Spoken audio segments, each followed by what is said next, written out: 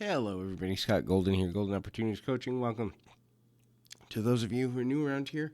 Welcome back to those of you who have been here a bit or who are seasoned veterans of what we do around here. What we do around here is we bring psychological, emotional, and mental health topics to the forefront in an audio format on a daily basis. We try to discuss those in a easy language for everybody. And today we are going to discuss 7 or 8 self-destructive behaviors to avoid.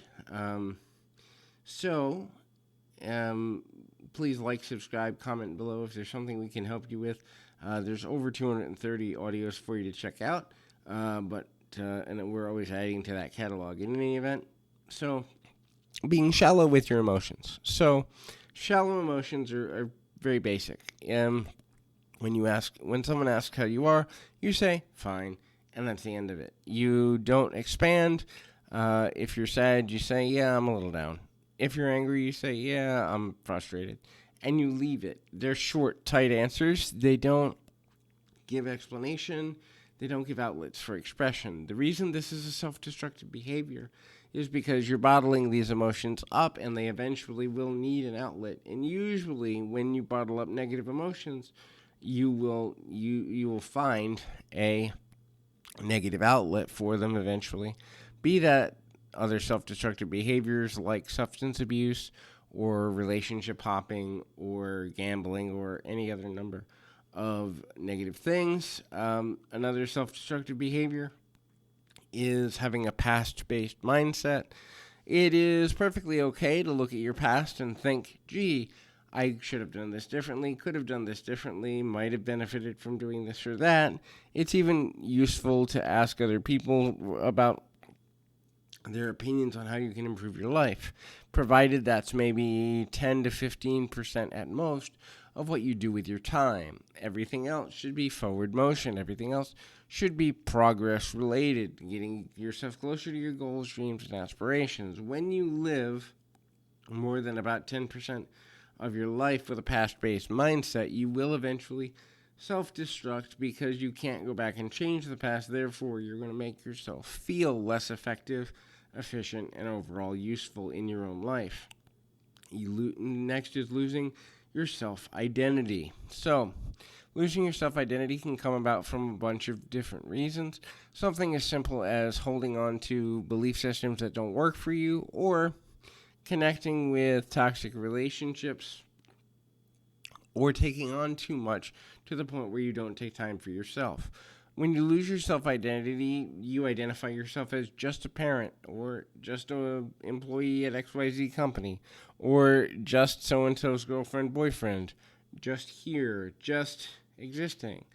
There's always a just in front of how you view yourself, because you find yourself to be at least a sub-level, a performer who is just going through the motions.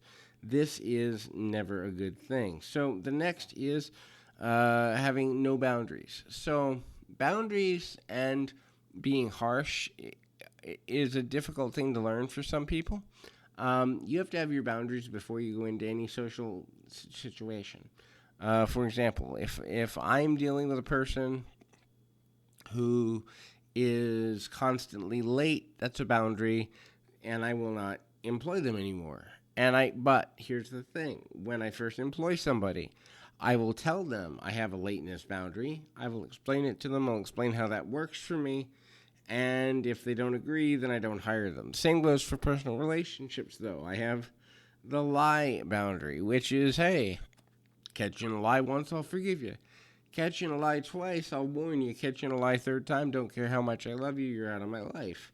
And that's from growing up with 2 parents that had narcissism. I have to have that boundary to remain healthy. So it's just finding your boundaries and making your boundary matter more than your relationships. What that means is not that you're uncaring, but that eventually the relationship will fall apart anyway if you break your boundaries too many times. The next is not being narrow-minded. So I know it's weird to put this right after a boundaries conversation, but the reality is Be open-minded. Hear every explanation. It doesn't mean you have to agree with it or disagree with it. It can just be used for information. It can be used to do something with later. It can be used to be more intelligent in conversation. Just because you hear a differing view, just because you experience a differing concept, doesn't mean you have to take it on, but always be willing to hear something. Remember, everybody speaks words, meaning everybody has opinions. You don't have to agree with every opinion to be able to hear it and learn something about it or from it. The next is avoid playing the blame game. The blame game is a self-destructive habit because at the end of the day, no one cares whose fault it is. They care how you move forward. And if you are constantly saying, well, if she hadn't done, if he hadn't done, if my parents had, if my boss hadn't, while all that you're saying may be factually true, saying it isn't going to make you or them change their behavior in the past. And it's unlikely, unless they're really self-actualized and self-aware, that they're going to change it for the future just because you're blaming them. So avoiding the blame game is essential to living a constructive, healthy, and progressive life because blame doesn't lead anywhere positive in the long term anyway. The next is avoiding perfectionism. A person who's living a completely actualized life understands two things. Doing your best and beating your standards for yourself is a good thing. Being the best doesn't exist because there's always somebody better and there's always somebody worse. And always somebody worse. Meaning the illusion of competition should not exist in your existence because at the end of the day, there is no perfect. There is your version of perfect for you, but you cannot be someone else's version of perfect because that's ever-changing based on their perception of the world. So you'd have to live in their head to make that work. The last one is needing others always. We're developing into needy or codependent people. Like I've spoken of in other audios, there's 3 versions of people. There's independent. These are people that don't need anybody and can get by, and they only call on people when they absolutely have to. There's codependent, which is needing somebody constantly for validation, love, attention, sexuality, money, power, whatever. And then there's interdependence. I need you for some things. You need me for some things, but we both can maintain our independence when needed. Interdependence is where we want to be socially, but codependence is a self-destructive behavior because when a person changes their mind or no longer wants to play that role, you have to rebuild your own life anyway. And that in that time, you're probably older and a little more cagey and a little more frustrated with life. So anyway, hopefully this has been helpful for you.